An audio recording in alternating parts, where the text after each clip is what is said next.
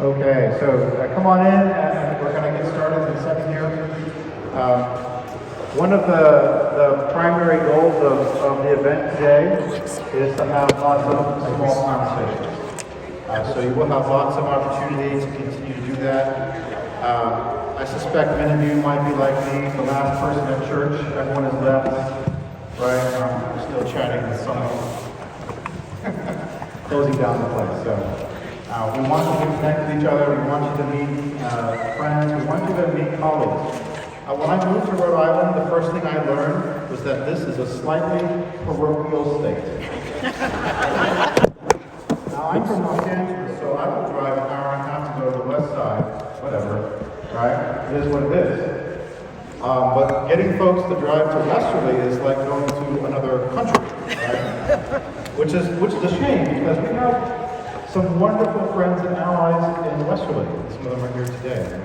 Some of our Quaker colleagues are here. So all across the state, one of the things we've been doing with the State Council of Churches is expanding our presence, reconnecting with all of our partners, all of our denominational heads, finding new partners, and showing up in all places where justice needs to be done. Face perspective. So from our view, this is the beginning. This is step 1A today. There's more to come. All right. So let's not waste any more time. I want to bring Amanda Tyler up. Amanda Tyler is our plenary speaker today. When Jim suggested that we, go after one of the nation's experts to be here in Rhode Island, I was like, okay. And we did. And so we are so incredibly grateful, and I think very fortunate that you. Up or down? Is it coming up here to Rhode Island? Yeah. Okay, great. Okay. So without any further ado, would you please welcome me?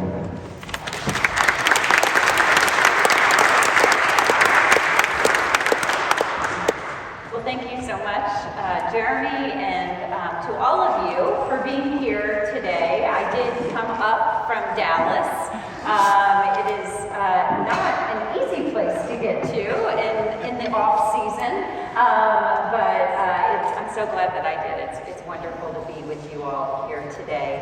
I really want to commend the organizers and the committee on this conference, and just looking at what lies ahead, I think it's going to be difficult to choose which session to go to this afternoon because you have so many wonderful offerings. And so I view my talk here today as a way to kind of provide a framework for these conversations that will happen for the rest of the day. And I hope that it is a helpful framework to think about these really nuanced, complicated, deeply seated issues and all the manifestations that are coming up today. Here on the title slide, I just wanted to do a very brief introduction about Baptist Joint Committee for Religious Liberty, or BJC for short. We are an 89-year-old advocacy and education organization headquartered in Washington, D.C. on Capitol Hill, but our work is all across the country. And as the name suggests, we are from the Baptist tradition, and being in Providence, Rhode Island, I do not need to give my long spiel about how Baptists are not just the Southern Baptist Convention, but actually have very deep roots, and how Roger Williams, of course, was one of the earliest and stalwart defenders of religious freedom for all people, and how he did that out of a deep theological conviction about soul liberty and the importance of making sure that we had a robust separation of church and state in order to preserve that soul liberty for each person's individual conscience. So I won't go much deeper into Roger Williams because you all are much better experts on him than I am here today. Here are all the places that you can find the work of BJC online. And then this QR code, I'm going to use QR codes throughout the presentation So if you have a phone, you can use the camera app to pull up different links on your phone for now or later. But this is one that just is a way to sign up for alerts from BJC and Christians Against Christian Nationalism if you want to stay connected with the work that we are doing. And I'd love to know that you were here today as well. So if you have time, I'll also have this particular slide up at the end of the presentation as well if you're not able. But I'm seeing a lot of phones out, so thank you. I'll let you put those images now.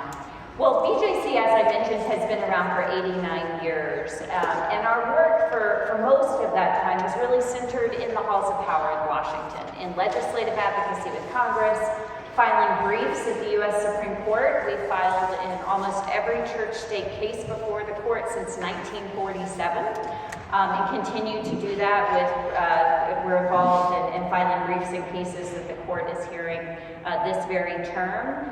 We've also worked with administrations and advocated with administrations of both parties over all of that time. But several years ago, we began to really sense a conviction that more was needed than just our advocacy in Washington if we were really to fulfill our mission of faith, freedom for all people. And that's because of this growing violent iterations of Christian nationalism. And so it was at that time in 2019 that we started a campaign called Christians Against Christian Nationalism. And the words of James Baldwin really are appropriate here. James Baldwin wrote, "Not everything that is faced can be changed, but nothing can be changed if it is not faced." And we thought it was important to face head-on Christian nationalism and to understand what this ideology was. And so I want to start out, as I do whenever I talk about this topic, with some definitions, because I think it's really important that we have a common framework and language for what we're talking about. So I want to start with a general definition of religious nationalism as a fusion of national and religious identities and goals. And it's a recurrent problem throughout history and around the world today. I think that Christian nationalism goes back at least to the time of Constantine. So the time when the Christian religion was chosen as an official religion of empire. Christianity, I would suggest, was never meant to be a religion of empire, as we'll talk in a theological way later in the presentation. And since then, it has had many different manifestations. Being in Rhode Island, I can't help but say Roger Williams himself was a target of Christian nationalism in the Massachusetts Bay Colony. We can look around the world today and see examples of religious nationalism in places like Russia, India, Hungary, a number of African countries, including Zambia, Nigeria, and Ethiopia. We can see it in Israel. Religious nationalism is all over the world. It is not unique to the United States. That said, because of the unique history of the United States, we have a particular kind of Christian nationalism in the U.S., and so that is what I'm going to focus most of the time here talking about. But I wanted to start with this definition of religious nationalism because we can't think about it as completely distinct from what's happening around the world today.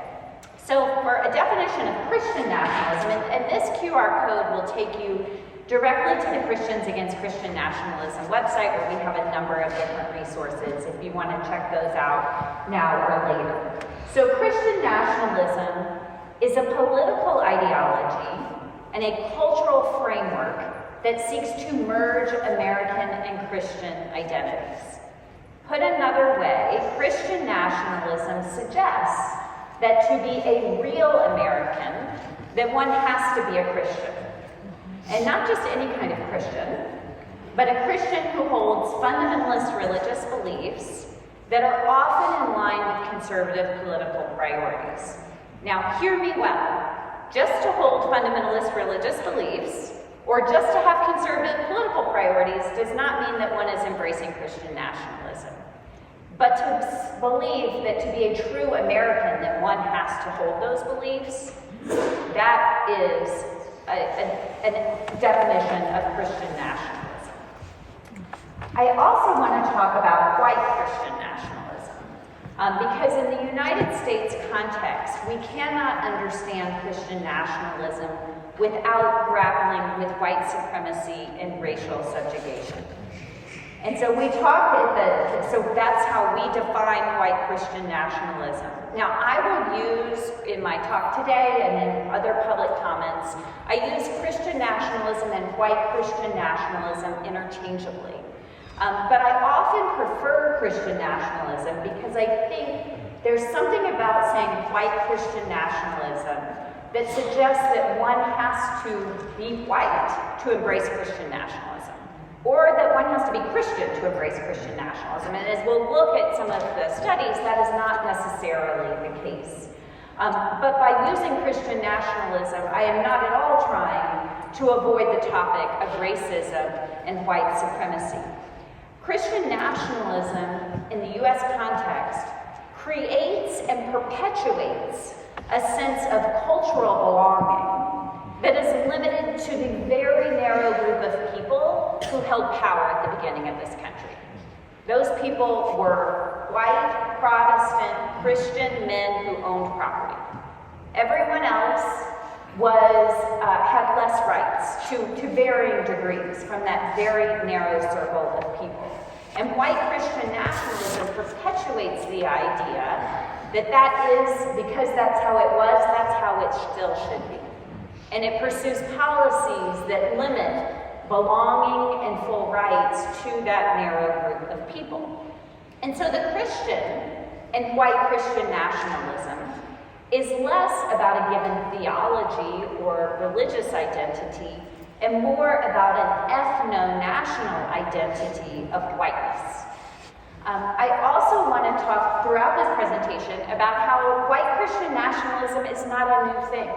It might be a relatively new label for something that is very old. And one particularly stark example of white Christian nationalism is the KKK. Right now, thankfully, largely a fringe movement, but 100 years ago, a very mainstream organization in this country that used Christian symbols, Christian language, and had this toxic mix of Christian nationalism, violence, and racism, directing their racialized terror at Black Americans, but also at Jewish Americans and Catholic Americans as well. And so we have so many examples from our past of this overtly white supremacist and racist iterations of Christian nationalism. But we also have less obvious, but still equally pernicious examples in our current context as well. I want to talk about some of the markers of Christian nationalism. One is this heavy reliance on this mythological history or idea of America as a quote-unquote Christian nation. This mythology suggests that America was founded by Christians in order to privilege Christianity in law and policy. The history here is more like mythology because it is a cherry-picked version of history. It takes quotes out of context. It overemphasizes the religious biographies of certain founders while de-emphasizing the others that are not convenient to the mythology. In some variations, it actually suggests that the founding documents were divinely inspired. It has this idea that God's providential hand has been guiding the United States through history. In a theological way, it is a gross distortion of the gospel.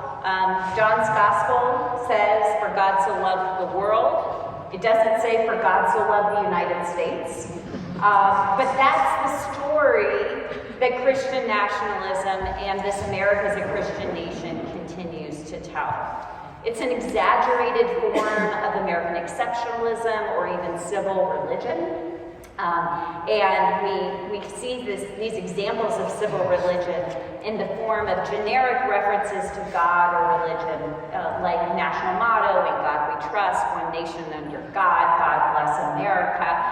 These very common statements and phrases that have become so core to the national conversation that we almost don't even hear it.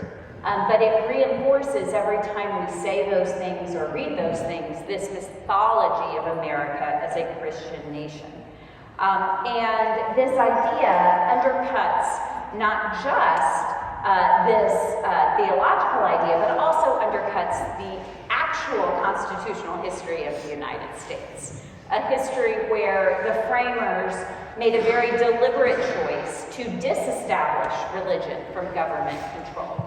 And they did so in a context where they knew what established religion was and how established religion hurt not just the growing pluralism of the United States, pluralism that frankly is not at all like the kind of pluralism that we have today, right? We didn't have the same kind of religious diversity at the founding as we do today. But they still understood that an established religion by government hurt the ability for all of the diverse populations to live together peaceably, but also hurt religion itself, right? And it was the example of a lot of the dissenting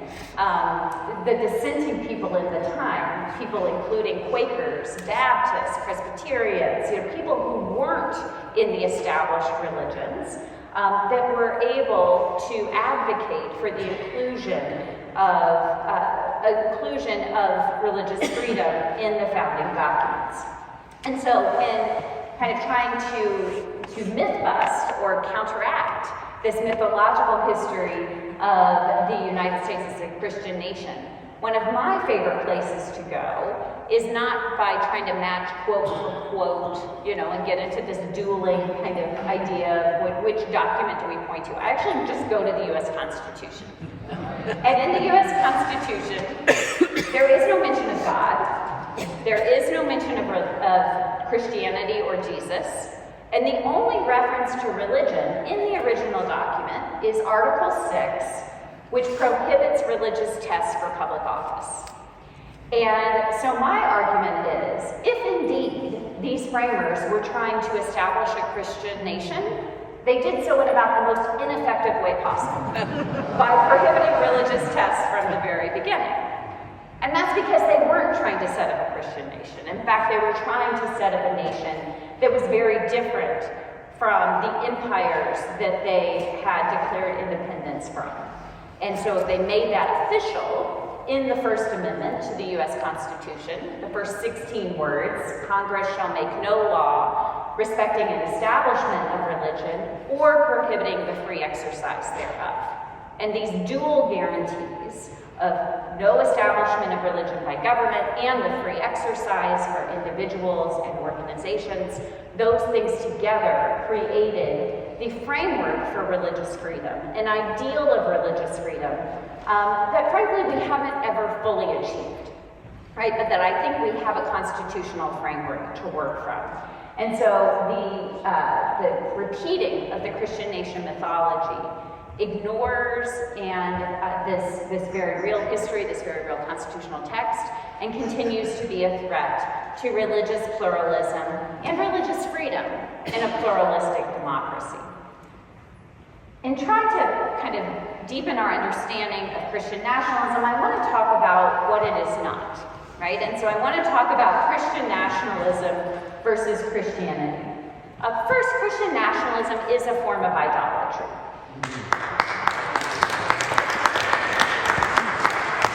And that's because it merges religious and political authority into one, right? Jesus' teaching, and I'm so glad the bishop brought this up in the homily this morning. Jesus' teaching was about, they asked Jesus this question: is it lawful to pay taxes to the emperor or not? And Jesus turned to the crowd and said, "Who has a coin?" They brought him a coin. It did not say "In God we trust" on that coin. It was a denarius, but it had the head of the emperor. And he said, "Render to the emperor the things that are the emperor's, and to God the things that are God's." Right? In that teaching, he was saying the emperor is not God. But because of Christian nationalism and this merger and confusion of these two things, it denies that truth, it denies that teaching, and it could lead us to worship empire or country over God.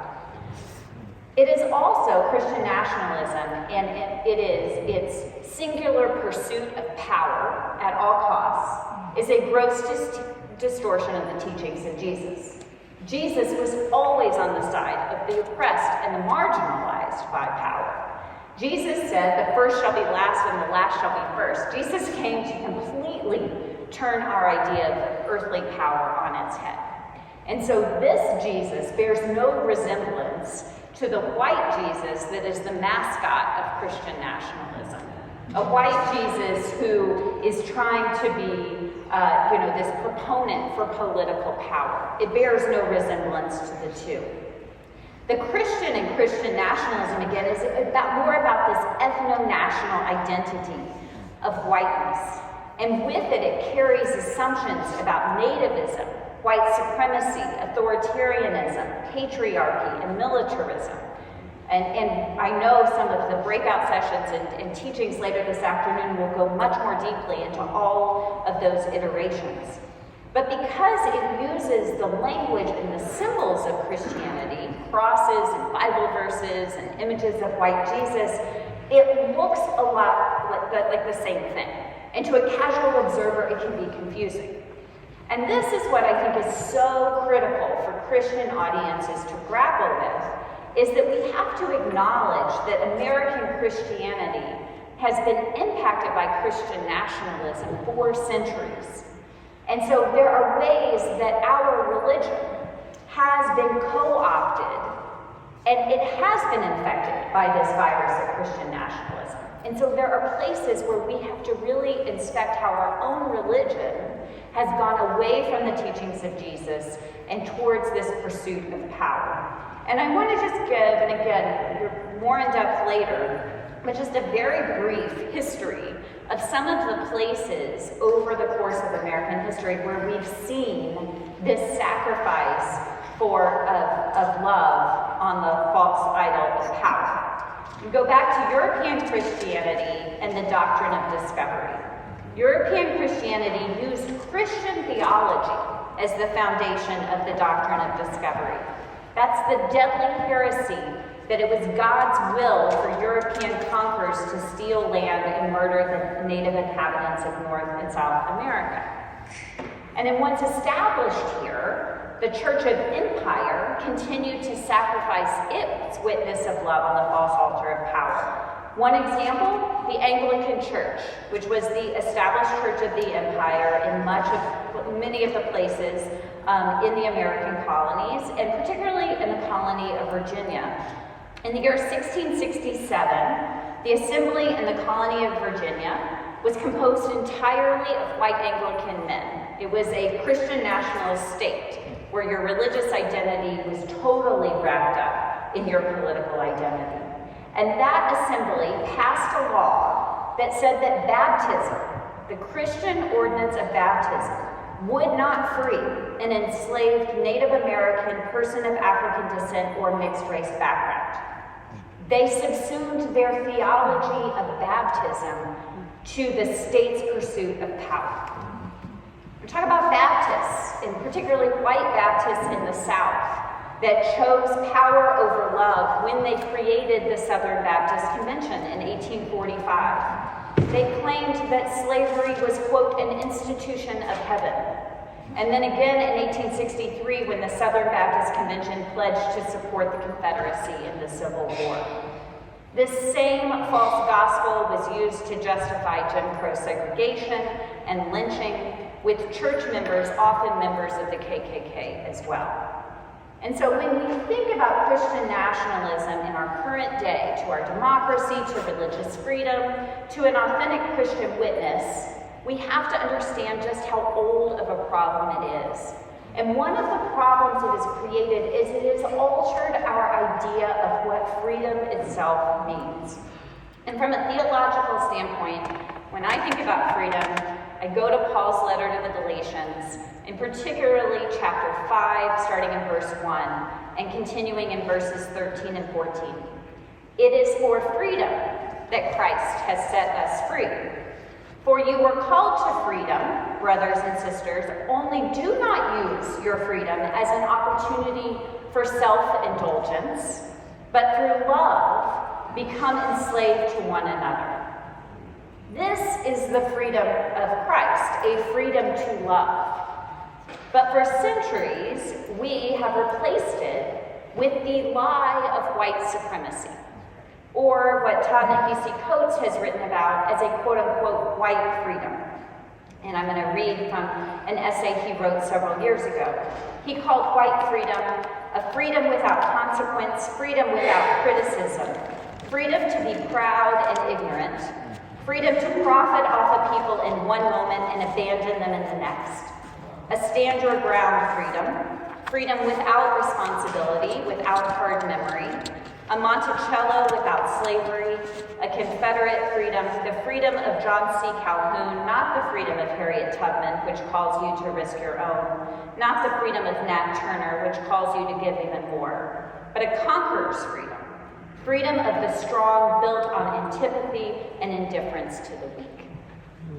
And so as Christians, and particularly as white Christians, I think we have to grapple with the way that for centuries our even idea of freedom has been changed. And if we are going to get out and actually dismantle Christian nationalism, we have to be honest with ourselves and in our congregations and in the work that we do about the history and what is our work to do in the present. So I'm going to shift here from talking about Christian nationalism and Christianity and talk about how Christian nationalism is different from patriotism. And I want to acknowledge from the beginning that patriotism is a complicated topic. Some people would say that there actually is no room for patriotism if you are really following Jesus. I don't think I would go quite that far, because I'm going to define patriotism as a love of country. And like all loves, it has to be freely chosen. And there is not one way to be patriotic. There are many ways to be patriotic. We can love our country enough to want better for it. We can love our country enough to want it to live up to the promises and to actually become a place that is flourishing for all people. And there are many ways to show our patriotism, some of them symbolic, and some of them expressive, including exercising our First Amendment rights, our rights of free speech, which are under assault right now, our rights of freedom of religion, which is under assault, our right to protest. All of those, I believe, are expressions of patriotism and should be accepted as such. Nationalism, on the other hand, is an allegiance to country that demands supremacy over all other allegiances, including, for those of us who are Christians, our allegiance to God and to Jesus. And so I think a helpful way to think about this is to ask ourselves, is our patriotism causing us to sacrifice our religious or theological convictions?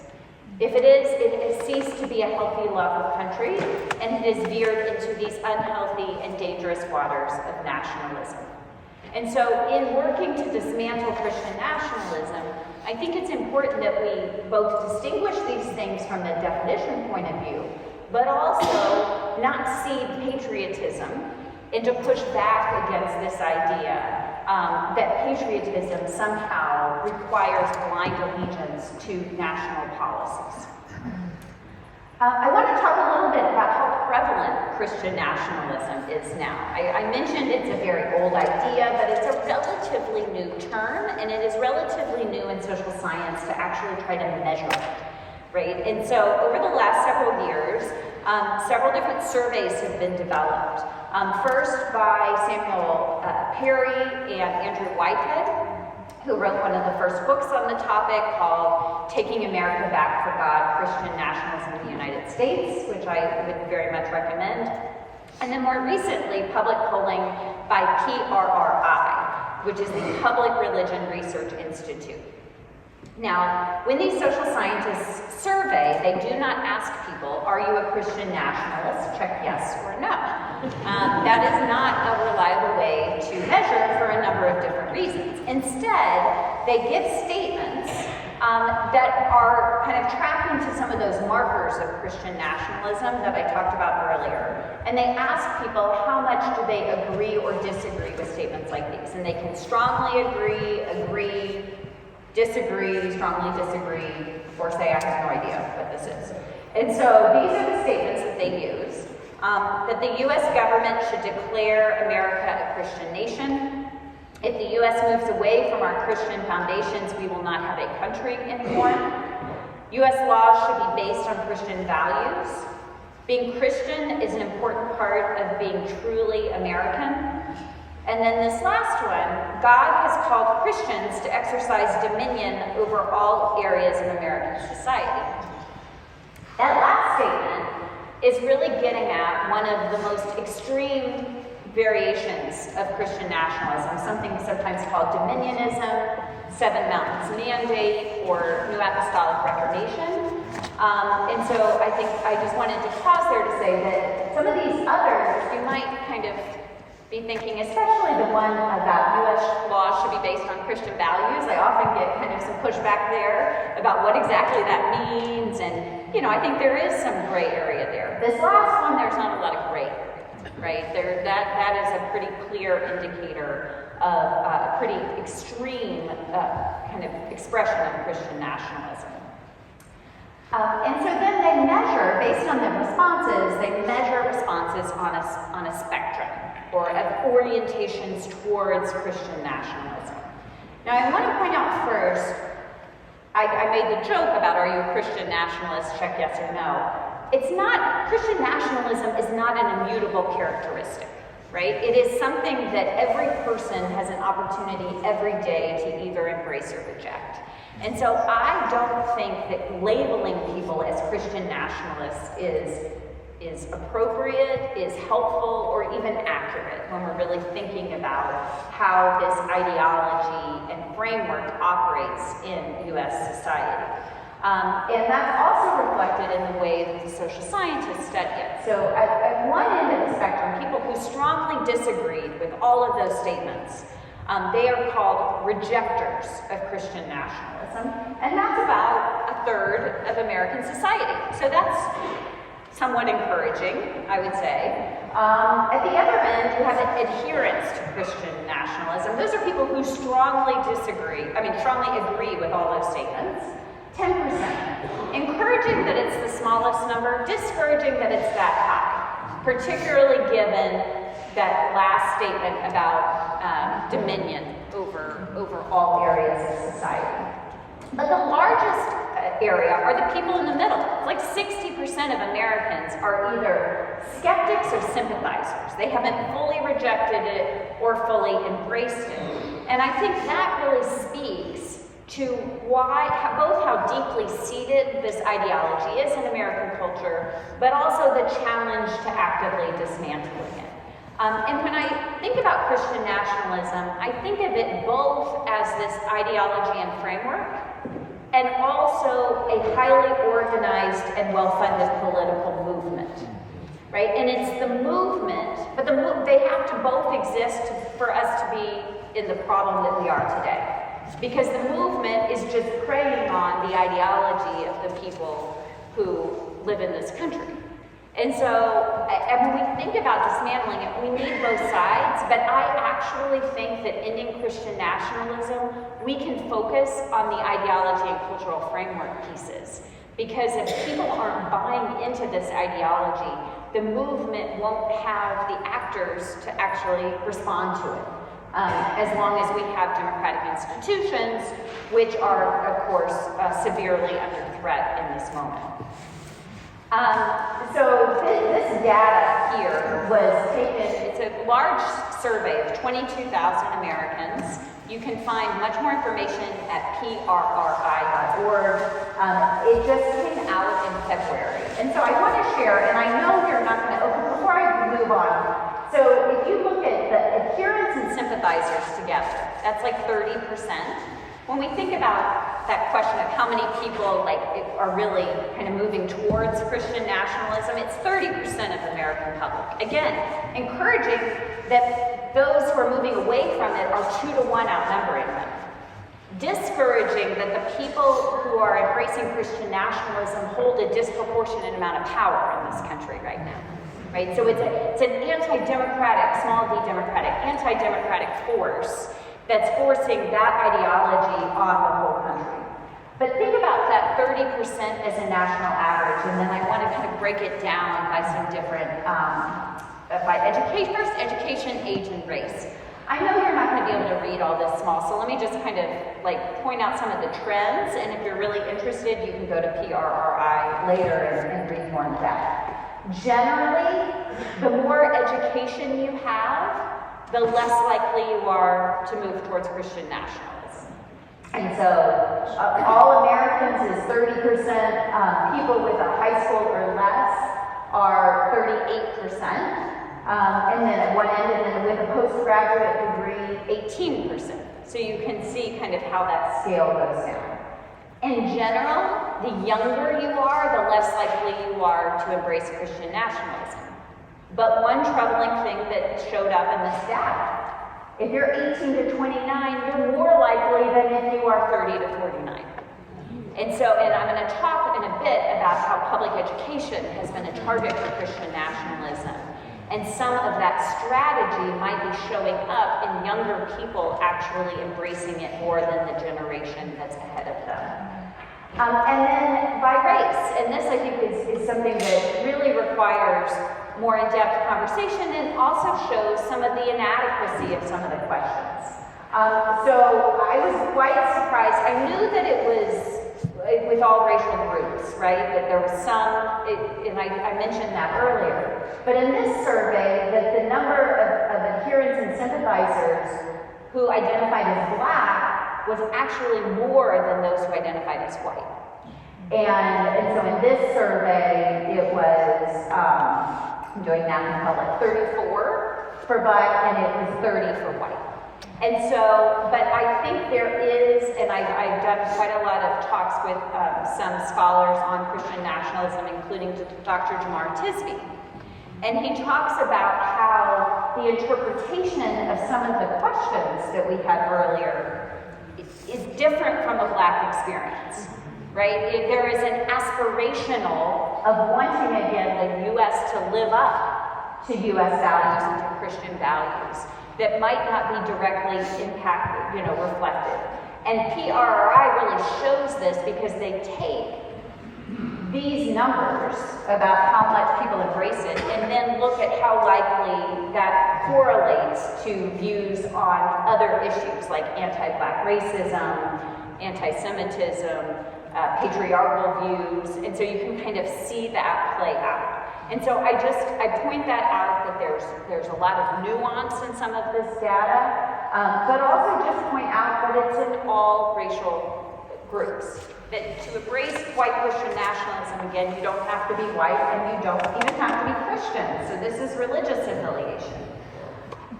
People often ask, or I think assume, that Christian nationalism is just a problem in white evangelical churches. It is not just a problem in white evangelical churches, though it is undoubtedly the biggest problem in white evangelical churches. So again, you've got a 30% average.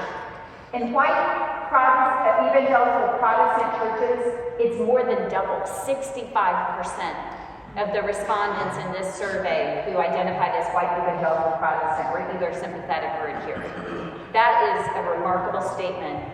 And it really points to what exactly is happening in a lot of white evangelical Protestant churches. What is being taught and what is being worshipped in those churches that have this kind of outlier from the rest of the U.S. population. The only other group that was more than 50% was Hispanic Protestant, which again has been heavily influenced by white evangelical Protestant churches. All other groups were below 50%, and kind of went from, again, Black Protestant, Latter-day Saint, white Catholic, white mainline, non-evangelical Protestant, Hispanic Catholic, Jehovah's Witness, and then to non-Christian religions. But even in non-Christian religions, like in Buddhists, 12% embrace Christian nationalism who are Buddhist, right? So again, you don't have to be Christian national, you don't have to be Christian to embrace Christian nationalism. Because I know I'm with Council of Churches, I just point out that white, mainline, non-evangelical Protestant is at 30% national average, right? So it is an issue as much in white mainline churches as it is in the U.S. population at large. Interestingly, more likely to be sympathetic to it than fully adhering to it. Right? But it's still a problem if we're just sympathetic to it because we are complicit in allowing it to continue to foster.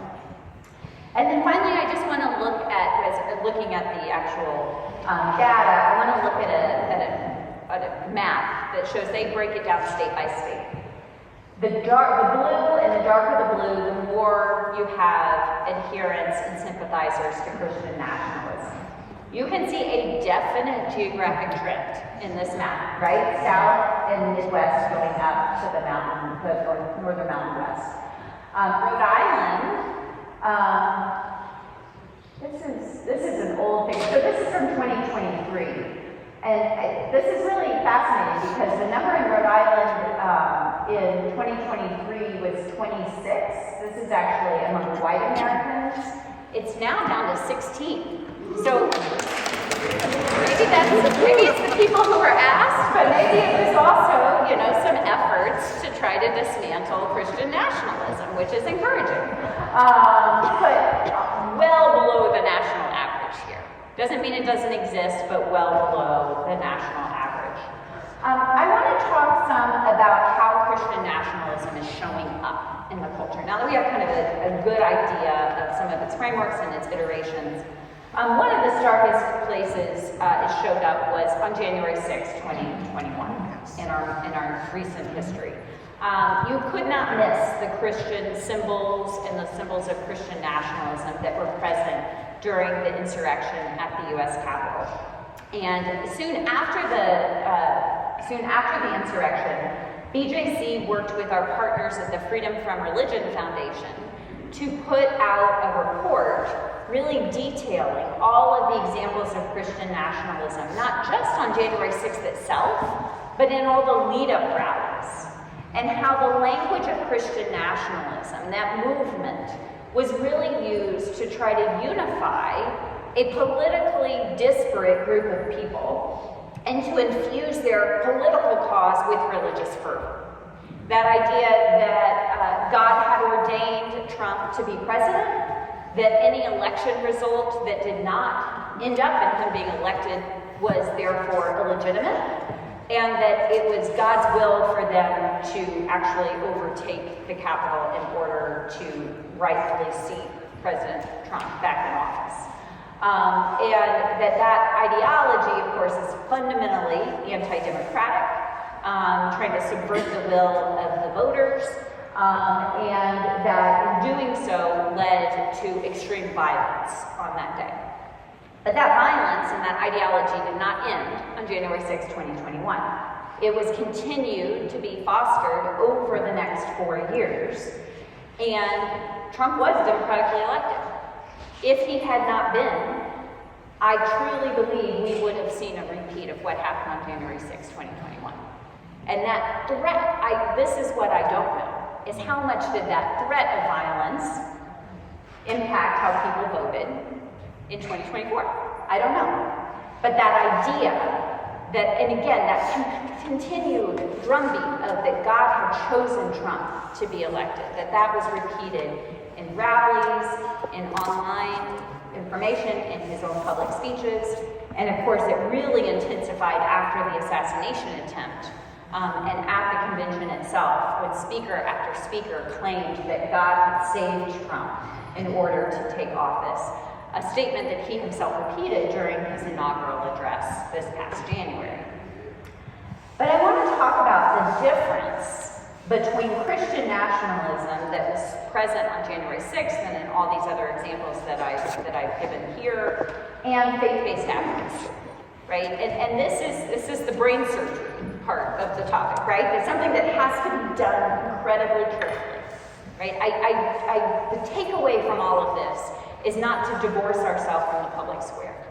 And Christians Against Christian Nationalism, our first kind of unifying principle is people of all faiths and none have the right and the responsibility to engage constructively in the public square.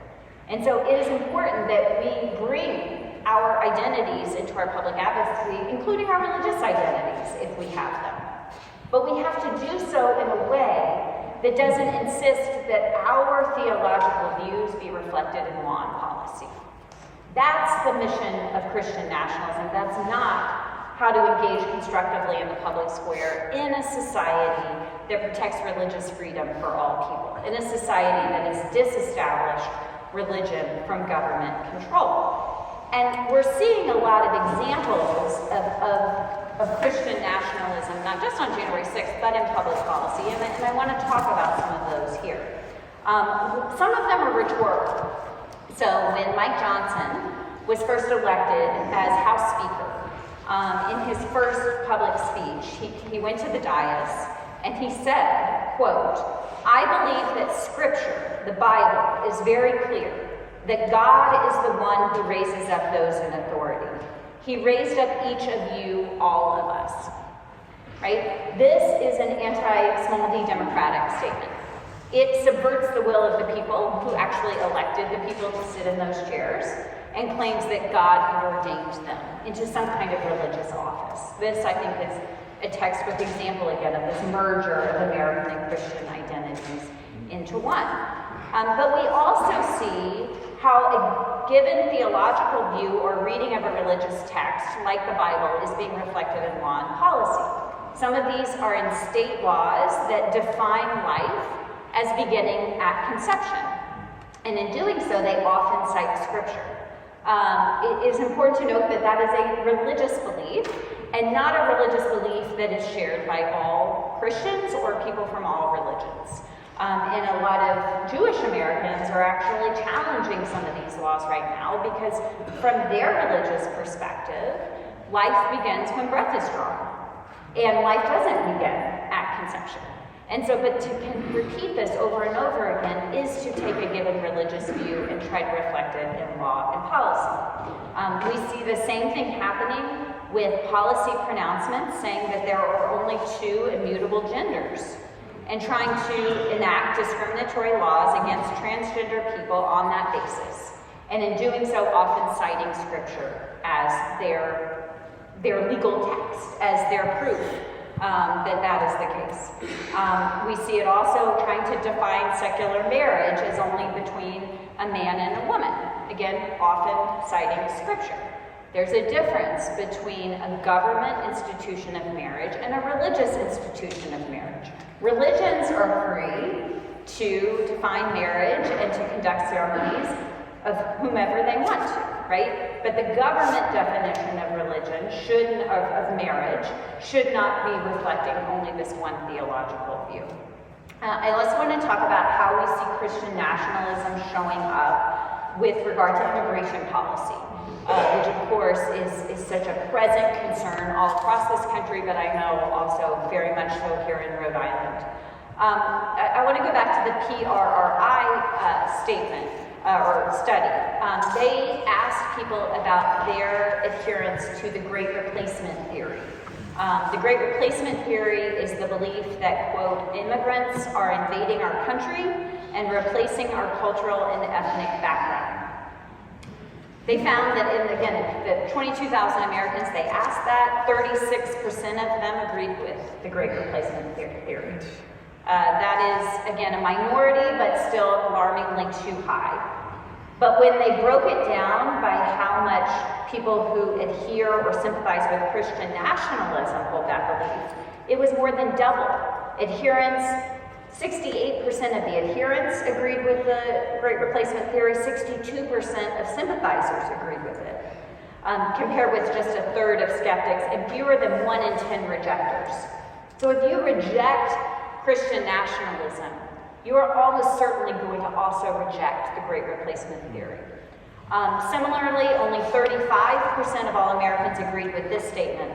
Immigrants entering the country illegally today are poisoning the blood of our country. 35% of the respondents agreed with that statement. That is alarmingly high. Adherents, though, 69% of them agreed with that statement.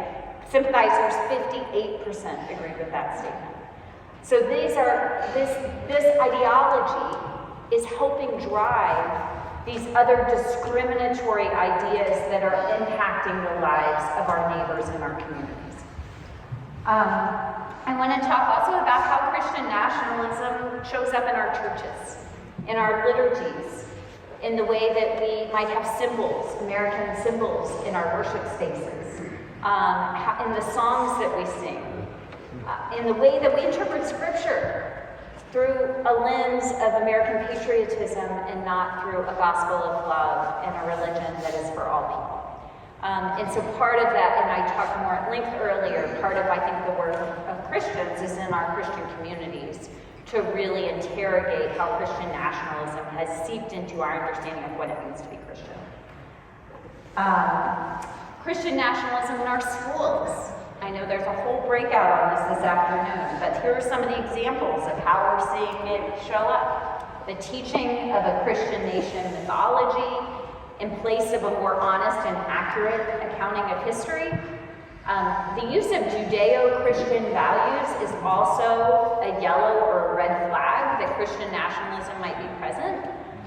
It is giving a window dressing of inclusivity, but it is, one, exclusive to people who aren't Jewish or Christian, and two, it is insulting or even anti-Semitic to claim Judeo as a modifier of Christianity.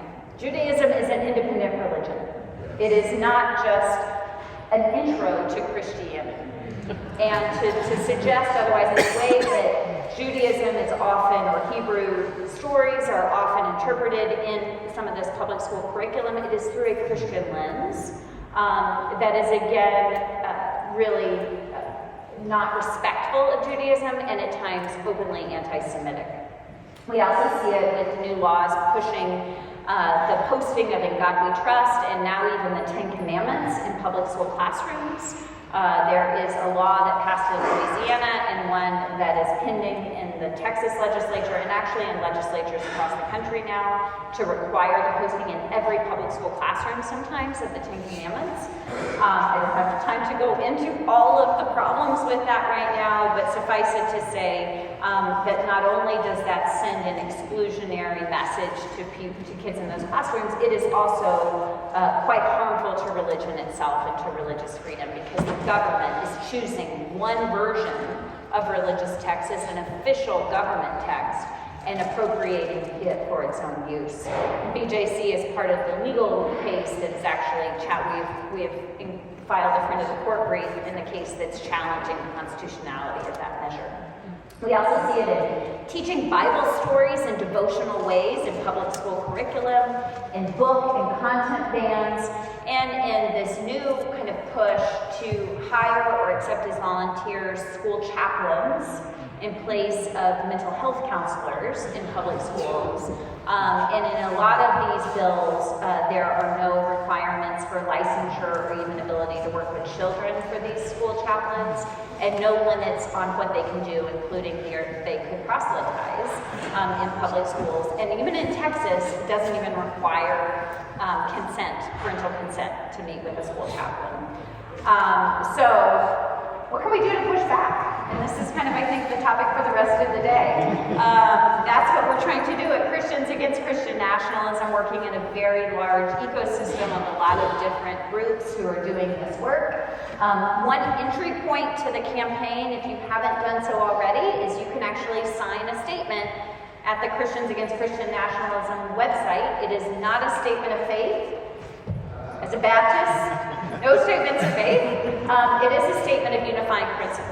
And lots of different religious expressions have already joined this. And so would really invite you to join the tens of thousands of people who have taken this public stand as a Christian against Christian nationalism.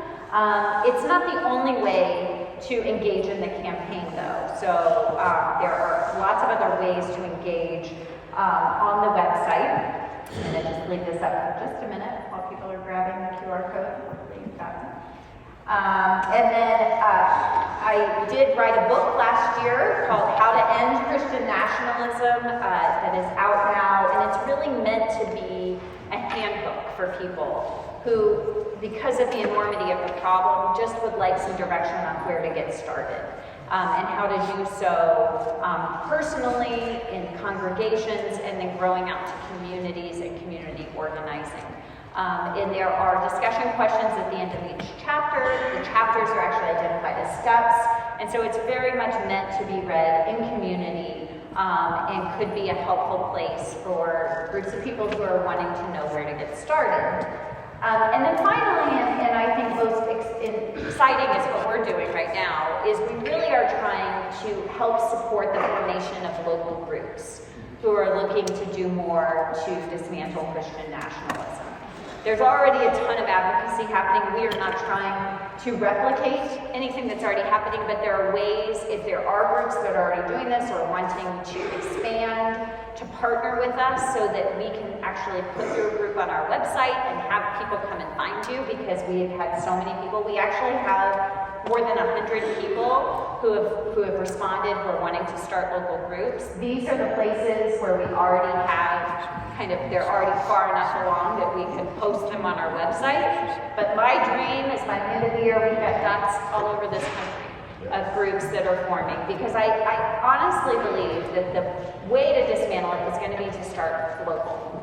And so we really want to encourage the kind of faith-based organizing and to be a support to help people in learning communities, to provide some technical support, to provide some speaking and some resources in ways that would be helpful to local groups, but to really have this be a ground-up project.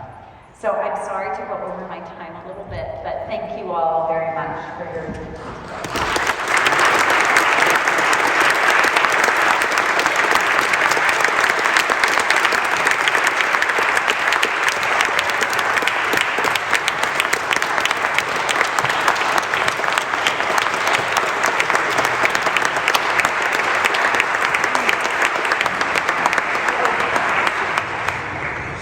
So we're going to take 2 minutes to reset the stage here. If you don't have to leave the room, please don't. Just stay here. If you do have to find a restroom, please feel free to that. We're going to move into our panel.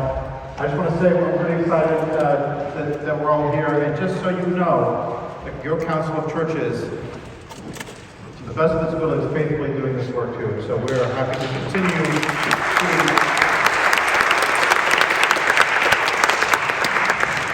don't do it for the applause.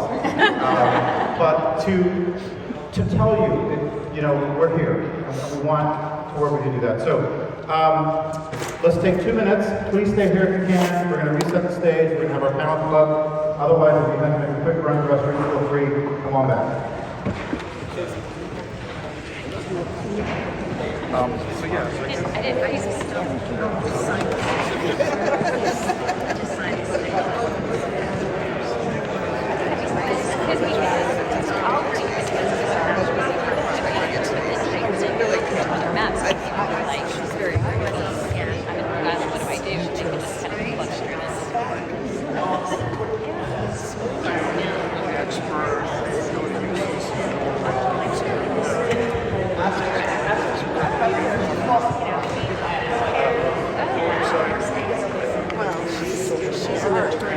That's pretty good. Yeah, everything. So she would say something, and I'd be like, "Oh, I'll expand on that," and then she would say that. You know, so everything that she would. So you've got two in Massachusetts and one in Yeah. That's awesome. That's great. Well, I will share this back with my team so that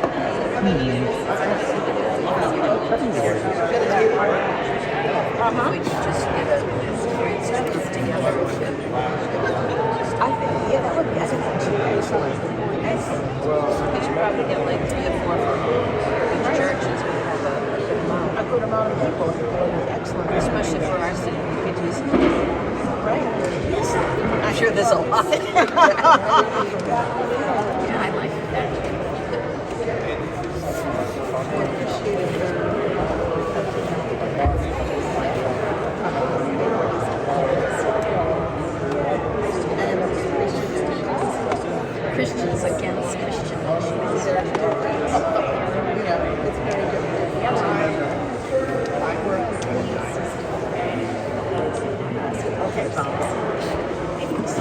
Oh,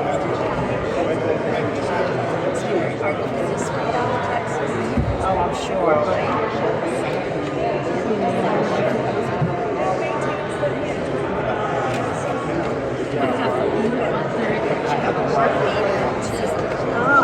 That's okay. So what workshop did you sign up for? I want to talk about schools.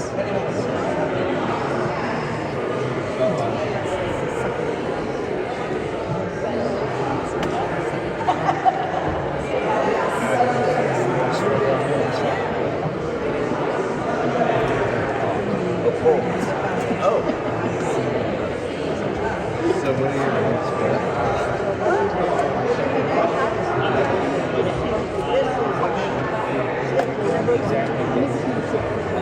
Yes. Content together. Together. Yes, we are. you like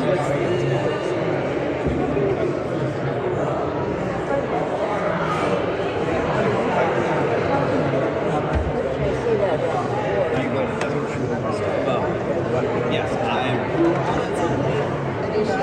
keeping into maybe my lane, right?